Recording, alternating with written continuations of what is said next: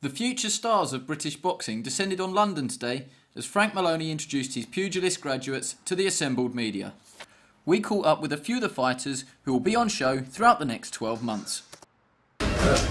Obviously I'd like to welcome you to the in Tooley Street, South London, which it's nice to have press conferences in South London as we're a South London based company and the famous Millwall brand is only down the road, so we've got a nice allegiance there.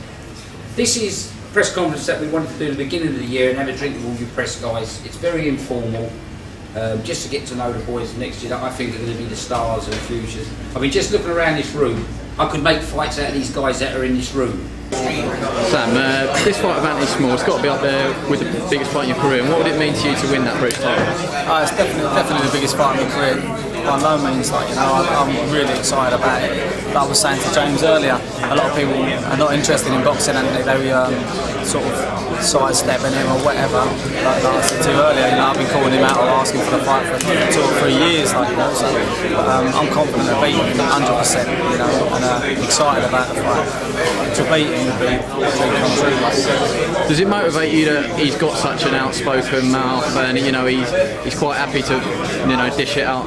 Does that inspire you to sort of do a bit more? I don't know anyone that likes him, to be fair. I think even his family probably hate him, but I mean, for me, it's just winning that title. I don't need no more motivated than that. That's something I've dreamt of since I was 11 years old. And to win it would be unreal. I don't need to be motivated anymore. He can say what he likes, but at the end of the day, he's got to deliver. This fight with Andy Bell, you were given 2 options: the easy route or the hard route. What are your thoughts on taking the hard route? As soon as Frank said to me, Andy Bell, my eyes just lit up straight away. He's an ex-British champion, he's a good fighter, and I'm ready to step up now. Can't wait. And you've only had 5 professional fights, but you had that good amateur career, and you've made a statement with them 5 fights. Do you think you're ready for this step up? Yeah, no, I'm ready. I'm ready to take. To be honest, I'm ready to take them all on. It's just a matter of experience getting round in. Everyone else is getting the exposure. Well, I'm in the back, but I'm happy with that. I'm just waiting to take my chance. Has it played on your mind at all?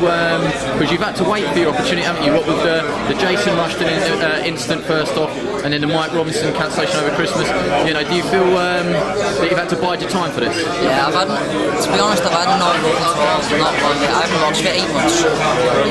As they say, you make your own luck, and that's what I'll be doing next Friday night. 2010 could be a huge year for Frank's heavyweights, with David Price, Tom Dallas and Larry Olubamiwo performing well. Dave Ferguson and John McDermott will hope to have a big year. Obviously the heavyweight division is wide open at the minute, isn't it? So obviously I'm glad to be in the mix and hopefully win my next 1 or 2 fights, maybe to get a title shot. I mean, Big Larry's here and he made a statement at the weekend. You're on that same sort of level, but people can be a bit deceived by your record, because it's got the 2 losses on it, but people forget that was in a prize fighter competition. People forget my first loss was to Martin Wogan. When I fought Martin Wogan, I was ranked something like 28 in the country. Martin Wogan was ranked number 10.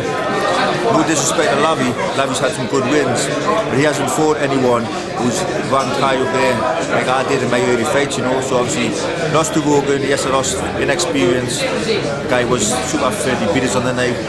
The second loss, the Simpkin, I believe I won that fight. Obviously I don't make the decisions in the fight, but I believe I won that fight. So to me, I've only really been beat once, and that was to Martin Wogan, and that was a good learning fight for us. And you've got some good names on your record already, good British fighters. That English title is vacant at the moment. You must feel that you're only a matter of time away from that sort of level now. I feel as if I'm 1 or 2 wins away for challenging for that. Hopefully I'll get this next fight out of the way and maybe I'll get a chance at that. And you're looking lean and you're looking trim. How's your training been going? Training's been going fine, yeah. Just starting back on the road. I'm back on the road now a few weeks, and hopefully I'll be ready for sparring in 2 weeks. Start me sparring. Just looking forward to getting back in the ring, And you spent some time out in Portugal with Tony and Brian Rhodes. That must have been a good experience for yourself. Brilliant experience. But obviously, you see by my last performance, it was much better, much sharper, trimmer. Hopefully I wouldn't mind going out there again and doing a bit more work out there. Obviously helping me fitness a lot, so fingers crossed for that. Yeah, it's good news. I found out a few days ago that I should be fighting for you again. I hope he takes it. A bit exciting fight, not only for me, but for the crowd also. Like last time, I thought last time was a fantastic fight to watch, and I was quite pleased with myself. The pace that I kept, you know, it was for a heavyweight. It was a great fight. I think whoever we're fighting next time, it'll fill the place up. So hopefully, he wants to get it on and then get the fight going. How do you keep picking yourself up, John? Because other people in your position might, you know, they might walk away because you've had Danny Williams twice, you've had Tyson Fury.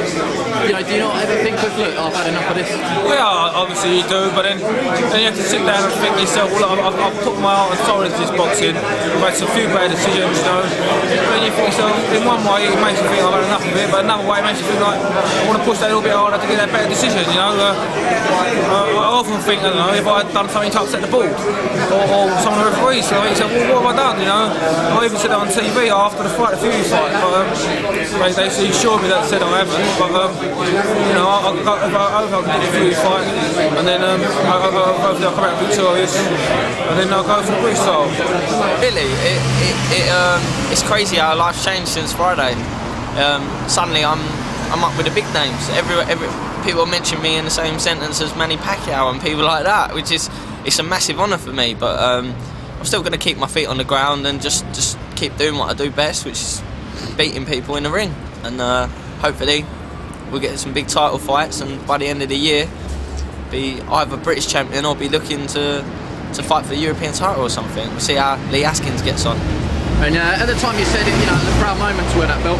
Is it, you know, you're carrying it around now? Is it? How's it feel? I haven't taken it off since I won it. I slept in it the first night, and I literally haven't taken it off since I won it. I'm walking around, coming through to the press conference today on the train station. People look at me thinking, what's that belt he's got around his waist? I'm just like walking along with it.